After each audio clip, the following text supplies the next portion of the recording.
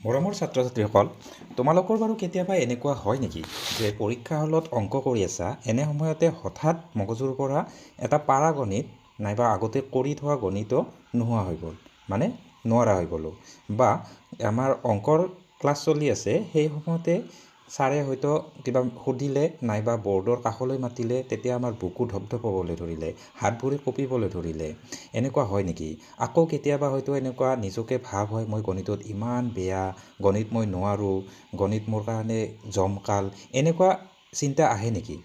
যদি আহে তেতিয়াহ'লে এই ভিডিঅ'টো আজি তোমালোকে গোটেইটো ভালদৰে চোৱা। তেনেহ'লে আহা আমি ভিডিঅ'টো আৰম্ভ কৰোঁ।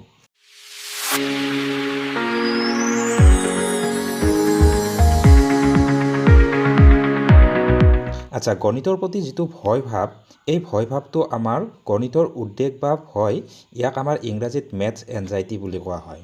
আৰু এই যে ভয় ভাৱটো, সেইটোকে মেথছ এনজাইটি বুলি কয়, আমি আগতে ক'লোৱে। এতিয়া আমাৰ ইয়াক কেনেকৈনো অভাৰকাম কৰিব পাৰি, নাইবা গণিতত আমাৰ ভয়টো নোহোৱা কেনেকৈ কৰিব পাৰি, সেই কথাটো আমি এই ভিডিঅ'টোত আজি আলোচনা কৰিম। এতিয়া গণিতৰ উদ্বেগ বা মেথছ এনজাইটিনো কি? গণিতৰ পৰীক্ষা বা অংক কৰাৰ সময়ত সৃষ্টি হোৱা ভয়, অসহায়তা বা মানসিক অস্থিৰতাই গণিতৰ উদ্বেগ বোলা হয়। এতিয়া ইয়াৰ দুটা লক্ষণ থাকে, শাৰীৰিক লক্ষণ আৰু মানসিক লক্ষণ। শাৰীৰিক লক্ষণ কেনেকুৱা? বুকুৰ ধপধপনি বাঢ়া, হাত ঘামিব ধৰা, হাত ঘামা বা মূৰত ঘাম ওলোৱা, এনেকুৱা টাইপৰ হয়। উশাহ নিশাহত কষ্ট হয়, বমি বমি ভাৱ হয়, মূৰ ঘূৰোৱা যেন লাগে, এনেকুৱা এইবিলাক হৈছে শাৰীৰিক আমাৰ লক্ষণ। তাৰমানে কি মেথছ এনজাইটি আমাৰ হৈছে। আৰু এনেকুৱা মানসিক কিছুমান আছে, মানসিক আমাৰ কি হ'ল, স্মৃতিশক্তি লোপ হোৱা, যেন এনেকুৱা ভাৱ হয় আমাৰ গণিতৰ কিবা সুধিলে নাইবা গণিতৰ প্ৰতি যেতিয়া ভয়টো আহিব, তেতিয়া আমি যেন চব পাহৰি গৈছোঁ, এনেকুৱা এটা ভাৱ হয়। বা আত্মবিশ্বাসৰ অভাৱ হয়, মই জানো কৰিব পাৰিম, এনেকুৱা ভাৱ এটা আহি যায় আৰু এইটো মোৰ কাৰণে নহয় গণিতটো, এনেকুৱাকৈ ভাবা যায়। তো এই আমাৰ আত্মবিশ্বাস নোহোৱাটো এনেকুৱা হ'ব পাৰে। মনোযোগ দিব নোৱাৰা, ইচ্ছা কৰিলেও ধৰ যেনিবা আমি এই গণিতৰ ক্লাছ চলি আছে, তাত আমি মনোযোগ দিব চাওঁ, কিন্তু মনোযোগ যেতিয়া আমাৰ নবহে, মনোযোগ দিবই নোৱাৰোঁ, তেনেকুৱা হয়তো হ'ব পাৰে। তাৰপিছত নিজকে অকলশৰীয়া অনুভৱ কৰা, বাকীবিলাকে ধৰ ক্লাছত ছাৰৰ কথা শুনি আছে ধুনীয়াকৈ, ছাৰে প্ৰশ্ন সুধি আছে, তাৰ এনচাৰ দি আছে, কিন্তু মই নিজে হয়তো আমাৰ কি কৰিব পৰা নাই, তাত ইনভলভ হ'ব পৰা নাই, আমাৰ নিজকে অকলশৰীয়া ভাৱ হৈছে। তো এনেকুৱা হ'ব পাৰে। এইবিলাক হৈছে মেথছ এনজাইটিৰ আমাৰ লক্ষণ। গতিকে কিন্তু এই লক্ষণবিলাক যিমানে বেছি, কাৰোবাৰ কম কাৰোবাৰ বেছি সেনেকুৱা থাকে, যিমানেই বেছি নহওক কিয়, আমাৰ এটা ভাল খবৰ হৈছে এইটো আমাৰ নাশ কৰিব পাৰি। আৰু এইটো কোনো অকলশৰীয়া নহয়। এই মেথছ এনজাইটিৰ চিকাৰ অকল এজনে নহয় বা তুমিয়ে অকলে নহয়। গতিকে এনেকুৱা 20% মানুহৰে এনেকুৱা সমস্যা আছে। গতিকে 100জনৰ 20জনে এনেকুৱা। হয়তো এনেকুৱা হৈছে ক'ৰবাত এনেকুৱা কোনোবা এটা ক্লাছত 100জনৰ এই সমস্যাটো নাই, কোনোবা ক্লাছত 100জনৰ সেই 100জনো থাকিব পাৰে, কিন্তু অল অভাৰেল চালে আমাৰ গম পায় যে এই 20% মানুহৰ এনেকুৱা সমস্যা থাকে, মেথছ এনজাইটি থাকে। তো এইটো আমি নোহোৱা কৰিব পাৰিম। কেনেকৈনো নোহোৱা কৰিব পাৰিম, আজি আমি ইয়াতে ধুনীয়াকৈ আলোচনা কৰিম। আচ্ছা, তোমালোকে এনেকুৱা ভাবা নেকি যে অংকত আমি বেয়া সেইকাৰণে আমাৰ ভয় লাগে? আচলতে সেইটো নহয়। আমাৰ কি হয়, আমি ভয় কৰোঁ বাবেহে অংকত বেয়া আমি। গতিকে সেই কথাটো ভালকৈ মনত ৰাখিব লাগিব। অংকত বেয়া হোৱাৰ কাৰণে আমি ভয় কৰা নাই, আমি অংকত ভয় কৰাৰ কাৰণেহে আমি বেয়া হৈছোঁ। তো ইয়াৰ আমাৰ কেইটামান ষ্টেপ আছে। কেনেকুৱা হয়, যদি আমাৰ অংকত ভয় কৰোঁ আমি, তেতিয়াহ'লে আমাৰ কি হয়, কাৰ্যকৰী স্মৃতিশক্তি মানে ৱৰ্কিং মেমৰি, অৰ্থাৎ হ্ৰস্বকালীন। তাৰমানে কি হ'ল, ক্লাছত জাষ্ট কিবা এটা কোৱাৰ অলপ পাছতে ছাৰ বাহিৰলৈ গ'ল, তাৰ পাছতে আমি এইখিনি কথা পাহৰি গ'লোঁ। তো এনেকুৱা হ্ৰস্বম্যাদী স্মৃতিশক্তিটো লোপ পায়। কিহৰ কাৰণে? ভয় কৰাৰ কাৰণে। মই যদি গণিতৰ ওপৰত ভয় ভাৱ এটা ৰাখি থাকোঁ, ছাৰে কি ক'লে ভালকৈ আমাৰ নোসোমালে যেনিবা, গতিকে আমাৰ পাহাৰটো স্বাভাৱিক। তো সেনেকুৱাকৈ আমি পাহৰি যাওঁ। তাৰপিছত কি হয়, পৰিৱেশৰ অভাৱ। শিক্ষক বা পিতৃ মাতৃয়ে গণিতক টান বিষয় হিচাপে যদি উপস্থাপন কৰে, বা বেলেগৰ মুখত যদি শুনি থকা তুমি সদায় যে গণিতটো টান হয়, 9ত উঠিছোঁ নাইবা আমি 10ত উঠিছোঁ, 10ৰ মেথছখন বিৰাট টান, এনেকুৱা যদি কৈ থাকে, তেতিয়াহ'লে আমাৰ কি হয়, ভয় ভাৱটো বেছিকৈ আহি যায়।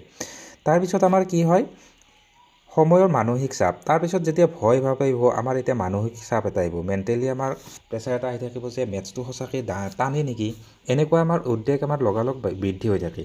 তো এইবিলাক আমাৰ কিছুমান কিয় হয় তাৰ এটা কাৰণ। তাৰপিছত নেক্সট আমাৰ বিফলতাৰ চক্ৰক এটা আমাৰ এইটো চাৰ্কুলৰ নিচিনা কাম কৰে কিহৰ কাৰণে আমি মেথছটো বেছি আমাৰ ভয় ভাৱটো সোমাই যায় আচ্ছা এটা বেয়া অভিজ্ঞতা হ'ল ধৰা হ'ল আমাৰ এটা বেয়া অভিজ্ঞতা হ'ল কেনেকুৱা এটা গণিত কৰিব দিলে বা আমি কৰিব নোৱাৰিলোঁ বা কিবা এটা আমি চেষ্টা কৰিলোঁ নোৱাৰিলোঁ সেইটো এটা বেয়া অভিজ্ঞতা এতিয়া এই বেয়া অভিজ্ঞতাৰ পৰা আমি যদি চাওঁ আমাৰ গণিতৰ পৰা আঁতৰি যাবৰ আমাৰ মন গ'ল গণিত আমি নকৰোঁ আৰু এনেকুৱা যদি আমি ভাব যায় তেতিয়াহ'লে আকৌ কি হ'ব গণিতত আমি কি হ'ল দুৰ্বল প্ৰস্তুতি হৈ গ'ল যদি আমি আঁতৰি থাকিব চেষ্টা কৰিলোঁ গণিতৰ প্ৰতি আমাৰ যিটো আমি প্ৰস্তুতি কৰিব লাগিছিল বা প্ৰেক্টিছ কৰিব লগা আছিল তো সেইটো আমাৰ লাহে লাহে কমি গ'ল তো আমাৰ যেতিয়া প্ৰস্তুতি কমি গ'ল তেতিয়া আকৌ আমাৰ কি হ'ল ৰিজাল্ট বেয়া হ'ল ফলাফল বেয়া হ'ল আকৌ যদি ফলাফল বেয়া হ'ল সেইটো এটা আমাৰ কি হ'ল বেয়া অভিজ্ঞতা যদি আমি ধৰ পাব লাগিছিল যিমান পালোঁ আমি তাতকৈ কম বা আমি ফেইল কৰা নম্বৰ যেনিবা পালোঁ তো সেইটো এটা বেয়া অভিজ্ঞতা আকৌ বেয়া অভিজ্ঞতা হ'লে আকৌ গণিতৰ পৰা আঁতৰি যোৱাৰ চিষ্টেম মন যাব তো সেনেকুৱা এইটো এটা চাৰ্কুল হয় তো এই চাৰ্কুলৰ কিবা এটা আমি ব্ৰেক কৰি দিব লাগিব য'ত আমি ব্ৰেক কৰিম তাৰপিছত লগালগ এই গোটেইটো চাৰ্কুল আমাৰ ধুনীয়াকৈ আমাৰ ভাল হৈ যাব কেনেকুৱা ধৰ হ'ল আমি গণিতৰ পৰা এই বেয়া এটা অভিজ্ঞতা পালোঁ তাত যদি আমি গণিতৰ পৰা আঁতৰি নাযাওঁ আমি জোৰকৈ ধৰোঁ যে নাই আমি গণিত কৰিব লাগিব কিয়নো মোৰ বেয়া হ'ল তো আমি যদি সেনেকুৱাকৈ ওলোটাকৈ গণিতত আমি হেঁচি ধৰোঁ নাইবা আমি বেছি সময় দিওঁ অলপমান তেতিয়াহ'লে আমাৰ কি হ'ল গণিতৰ পৰা আঁতৰি যোৱাটো আমাৰ নোহোৱা হ'ল যদি গণিতৰ পৰা আমি সেনেকুৱাকৈ বেছিকৈ কৰিলোঁ তেতিয়াহ'লে প্ৰস্তুতি দুৰ্বল নহ'ল আমাৰ ভাল প্ৰস্তুতি হ'ল ভাল প্ৰস্তুতি হ'লে আকৌ ৰিজাল্ট ভাল হ'ল ৰিজাল্ট ভাল হ'লে আকৌ আমাৰ কি হ'ল অভিজ্ঞতাটো ভাল অভিজ্ঞতা পালোঁ তো এতিয়া ভাল অভিজ্ঞতা হ'লে গণিত আকৌ ভালকৈ কৰিবলৈ মন যাব তো এই চাৰ্কুলটো তেতিয়া আমাৰ কি হ'ব এটা পজিটিভ দিশত আহি যাব আৰু তো এনেকুৱাকৈ আমি নিগেটিভৰ পৰা পজিটিভ আহিব পাৰোঁ বিফলতাৰ চক্ৰটো আমি সফলতাৰ চক্ৰ আমি বনাই ল'ব পাৰোঁ নেক্সট আমাৰ কিছুমান ভ্ৰান্ত ধাৰণা আছে এতিয়া ভ্ৰান্ত ধাৰণাবিলাক কেনেকুৱা গণিতজ্ঞসকলৰ জন্মৰ পৰা আমাৰ মেধাৱী এনেকুৱাকৈ আমাৰ কিছুমান ভাবা যায় যে অমুকে গণিতত পাৰে বা অমুক গণিতজ্ঞ আছিল গতিকে তেওঁলোকে আমাৰ জন্মগতভাৱে মেধাৱী আছিল তো সেইটো একদম মিছা কথা যিমানবিলাক ডাঙৰ মানুহ হৈছে বা কৰিছে তেওঁলোকে বহুত সময় দিছে তো আমাৰ চেষ্টা কৰিছে চেষ্টা কৰিলে আমি সকলোৱে পাৰিম তো আমাৰ গণিতত তাৰমানে বেলেগে জন্মগতভাৱে গণিত বুলিয়ে নহয় বেলেগ ছাবজেক্টতো বা বেলেগ বিষয়তো কোনো জন্মগতভাৱে নাহে তো লৈ নাহে তো সেইটো আমাৰ কি হয় কষ্ট কৰাৰ কথা আমি স্বীকাৰ কৰিব লাগিব যে কষ্ট কৰিহে পাইছে তো এইটো আমাৰ সঁচা কথাটো হ'ল কি কষ্ট কৰিব লাগিব আকৌ আমাৰ ভ্ৰান্ত ধাৰণা এনেকুৱা হ'ল সৃষ্টিশীল মানুহৰ অংকত ভাল নহয় আমাৰ কিছুমান এনেকুৱাকৈ ধাৰণা আছে ধৰ যেনিবা কোনোবা এজন খেলুৱৈ আছে খেলুৱৈজনে আমাৰ মেথছত ভাল নহয় বুলি নিজে ভাবি লয় তো ভাবি ল'লে মেথছটো নকৰে নাইবা কোনোবা আমাৰ সংগীতত ভাল বা কোনোবা ডেন্সত ভাল হ'লে আমাৰ মেথছত ভাল হ'ব নালাগিবও পাৰে বা নহয় আৰু ভাল নহয় এনেকুৱাকৈ যদি ভাবি লোৱা যায় তেতিয়াহ'লে আমাৰ সেইটো ওলোটা হৈ যায় গতিকে আমাৰ কি হয় এনেকুৱা বহুত উদাহৰণ আছে যিবিলাকে আমাৰ কি হয় মেথছতো ভাল আছিলে আমাৰ এনেকুৱাকৈ উদাহৰণ হিচাপে লিওনাৰ্ডো দা ভিঞ্চি হওক মোজাৰ্ট হওক কৈ পাৰোঁ তাৰ উপৰিও আকৌ আমাৰ অসমৰো যদি চাওঁ ভৱেন্দ্ৰনাথ শইকীয়া আছিল ছায়েন্সৰ মানুহ তাৰপিছত আছিল হোমেন বৰগোহাঁই যদিও তেওঁলোক লেখক বা চিনেমা বনোৱা ব্যক্তি হয় তথাপিতো তেওঁলোক আমাৰ কি আছিল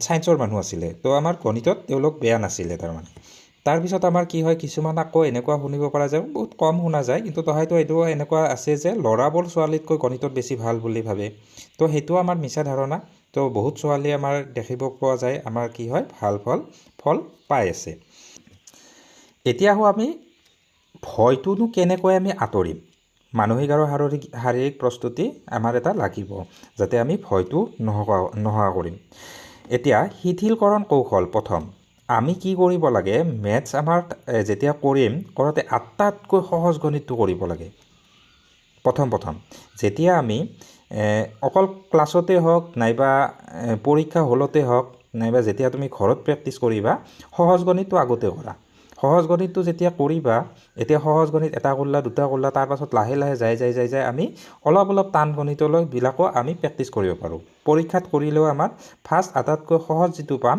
সেই সহজ মেথছটো কৰিব লাগে তো শিথিলকৰণ পদ্ধতি তাৰপিছত ইতিবাচক চিন্তা মই আগতে ক'লোঁ আমাৰ বিফলতাৰ চাৰ্কুলটো আমাৰ কি কৰিব পাৰি সফলতাৰ চাৰ্কুলত ৰূপান্তৰ কৰিব পাৰি। তো আমাৰ এনেকুৱা যিকোনো এটা ব্ৰেক কৰি দিলে হ'ল, বিফল যেতিয়া আমি হ'ম নাইবা চেষ্টা এটা কৰিম, যিকোনো সেই চাৰ্কুলটো মনত ৰখা, চাৰ্কুলটো যদি আমি সফলতা লেৰ্ণিং ইতিবাচক চিন্তা ল'লে আমি পাৰা যাব। আৰু কেতিয়াও আমি নোৱাৰিম বুলি ভাবিব নালাগে, আমি সদায় পাৰিম। তো সেই পাৰাৰ এটা জোচ ৰাখিব লাগিব, কিয়নো নোৱাৰিম, পাৰিমেই আমি। তো এনেকুৱা টাইপৰ। তাৰপিছত গ্ৰ'থ মাইণ্ডছেট, আমাৰ মগজুটো সদায় আমাৰ কি কৰিব লাগে, এই ডেভেলপ কৰাৰ কথা চিন্তা কৰিব লাগে। সদায় আমাৰ স্মৃতিশক্তি হওক নাইবা মেথছ কৰাৰ কৌশল হওক, অলপ অলপ যদি বঢ়াৰ সদায় যদি চিন্তা কৰি থাকোঁ, এক বছৰৰ বহুত আমাৰ ডিফাৰেঞ্চ হৈ যাব পাৰে। ধৰা হ'ল আমাৰ যদি ধান খেতিৰ কথাই চিন্তা কৰোঁ, 3 মাহ বা 4 মাহ, বৰ বেছি 6 মাহ।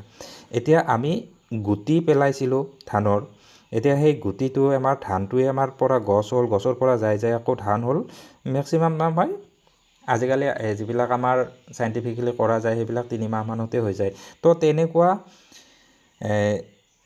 যদি 3 মাহত এডাল গছ ওলাই কিনে তাৰ পৰা ফল ওলাব পাৰে, তোমাৰ মগজুটোৰ কথা চিন্তা কৰা, মগজুটো কিমান বৃদ্ধি হ'ব পাৰে। হয়, মগজুটো তাতকৈ বহুত স্পীডত যাব পাৰিব যদি তোমালোকে চেষ্টা কৰা। হ'ল, আমি সদায় কি ৰাখিব লাগিব, গ্ৰ'থ মাইণ্ডছেট এটা ৰাখিব লাগিব। তাৰপিছত শাৰীৰিক ব্যায়াম, আমাৰ যাতে তেজৰ চলাচল হৈ থাকে গোটেই দেহটোত, নাইবা আমাৰ মগজুতো তেজৰ চলাচল হ'বলৈ হ'লে আমাৰ শাৰীৰিক ব্যায়াম অলপ লাগিব। তুমি লাগে খোজকাঢ়া বা ব্যায়াম কৰা বা মগজুত হেৰি কৰিব লাগিব, প্ৰেক্টিছ কৰিব লাগিব। ঠিক আছে। তাৰপিছত আমাৰ কি হ'ব, পৰ্যাপ্ত জিৰণি। আজিকালি এটা সমস্যা হৈছে, কি সমস্যা, যে আমি ধৰ পঢ়ি আছোঁ, একেলগে 1 ঘণ্টা পঢ়িলোঁ, তাৰপিছত ৰেষ্ট ল'ব লাগে। 1 ঘণ্টাৰ পাছত যেতিয়া আমি ৰেষ্ট ল'ব যাম, সেই ৰেষ্ট লোৱা সময়খিনি, যিখিনি আমাৰ সময় ৰেষ্ট ল'ম, সেইখিনি সময় মোবাইল চাম। তো মোবাইল চোৱাটো আমাৰ ৰেষ্ট নহ'ল, সেইটো আকৌ এটা মগজুক আমাৰ কষ্ট দিয়াহে হ'ল। তো আমি ৰেষ্ট লোৱাটো ভালদৰে, তোমালোকে ধৰ যোগাসনত শৱাসন আছে, নাইবা আমাৰ বাল্যাসন আছে, তো সেনেকুৱা বালাসন বুলি কয়, তো সেনেকুৱা আসন কৰিব পাৰা। তো মগজুটোকো আমি ৰেষ্ট দিব লাগিব। আকৌ আমাৰ কি কৰিব পাৰোঁ, ৰেষ্টৰ সময়ত এনেকুৱাকৈ ভাবিব পাৰা, কিন্তু তোমালোকে ভিজুৱেলাইজ কৰিব পাৰা। ধৰ মেথছ এটা আমি কৰিলোঁ, মেথছটোনো কেনেকৈ কৰিলোঁ সেই কথাটো চিন্তা কৰিব পাৰা। গতিকে আমি ৰেষ্ট যিখিনি ল'ম, জিৰণি যিখিনি ল'ম, সেইখিনি মোবাইলটোৱে আমাক জিৰণি নিদিয়ে, এই কথাটো ভালদৰে ভাবি ল'বা। নেক্সট আমাৰ আচ্ছা, অধ্যয়নটো আমি কেনেকৈ কৰিম, তাৰ আমাৰ কেইটামান টিপছ দিছোঁ মই। আচ্ছা, কিয় বুজিবলৈ চেষ্টা কৰা, মেথছটো যেতিয়া আমাৰ কৰিম, এইটোনো কিয় হ'ল, সদায় এই প্ৰশ্নটো ৰাখবা। ধৰা হ'ল a+b² ইকুৱেল টু, আমি জানো সকলোৱে a² + 2ab + b², এইটো আমাৰ হ'ল। কিন্তু এইটো কিয় হ'ল, কেনেকৈ হ'ল, সেই কথাটো আমি সদায় চাব লাগিব। তো সেইটো চালে আমাৰ বুজি পাম, যেতিয়া ইয়াৰ ভিতৰৰ কথাখিনি যেতিয়া বুজি পাম, আমাৰ মনোগ্ৰাহী হয় আৰু জানিবলৈ বেছি আমাৰ আগ্ৰহ বাঢ়ে। তাৰপিছত আগতীয়া প্ৰস্তুতি লওক। আচ্ছা, আমি এই পৰীক্ষাৰ কাৰণে হওক নাইবা যিকোনো ক্লাছ এটা কৰাৰ কাৰণে আগতীয়াকৈ আমি এটা প্ৰস্তুতি ল'ব লাগে।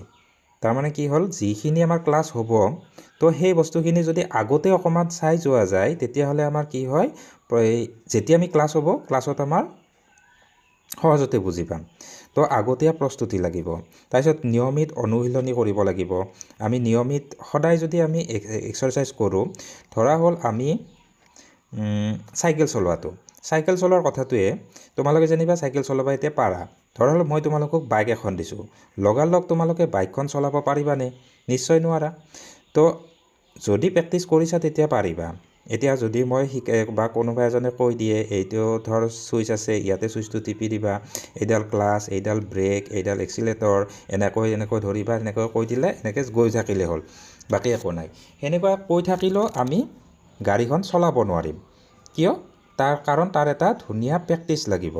ভালদৰে আমি যাই কিনে ফিল্ডত হয় বা কোনোবা অলপমান মুকলি জেগাত আমি ভালদৰে প্ৰেক্টিছ কৰিব লাগিব। 2-3 দিন আমাৰ গাইডেঞ্চ লাগিব পাৰে, তাৰপাছত আমি ভালদৰে পাৰিম।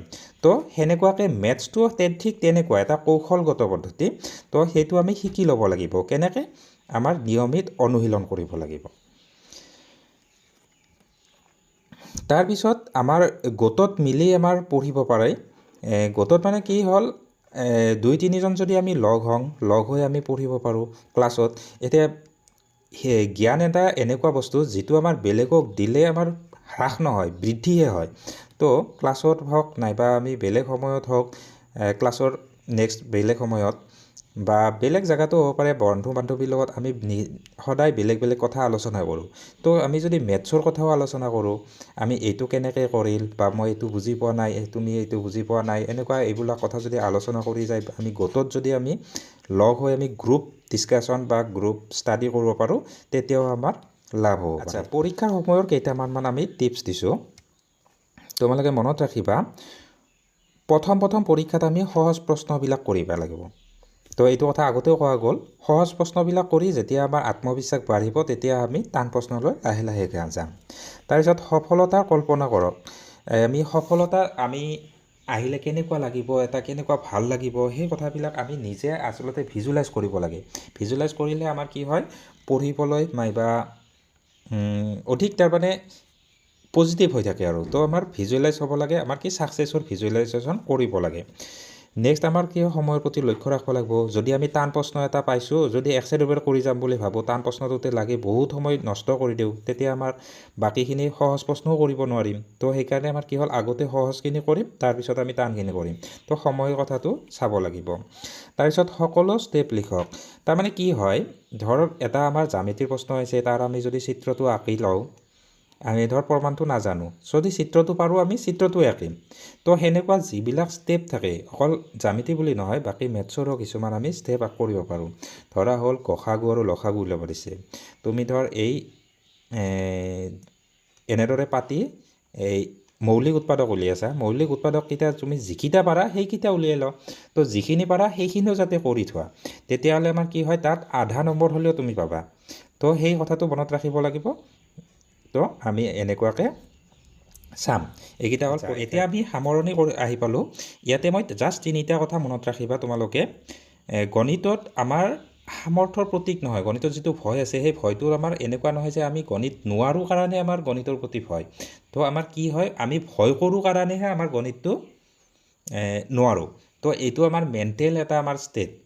তো এই মেণ্টেল আমাৰ যিটো সমস্যা, এই সমস্যাটো সমাধান কৰিব পাৰি। কেনেকৈ সমাধান কৰিব পাৰি, আমাৰ সঠিক অনুশীলন কৰিব লাগিব, আৰু সম্পূৰ্ণৰূপে নহকাৰবাৰ কাৰণে অলপ বেছিকৈ প্ৰেক্টিছ কৰিব লাগিব। আমি অনুশীলন কৰি থাকিম, আৰু কি হ'ল, বেছিকৈ যদি লাগি থাকোঁ বস্তুটোৰ প্ৰতি, চিনাকি বেছি হয়।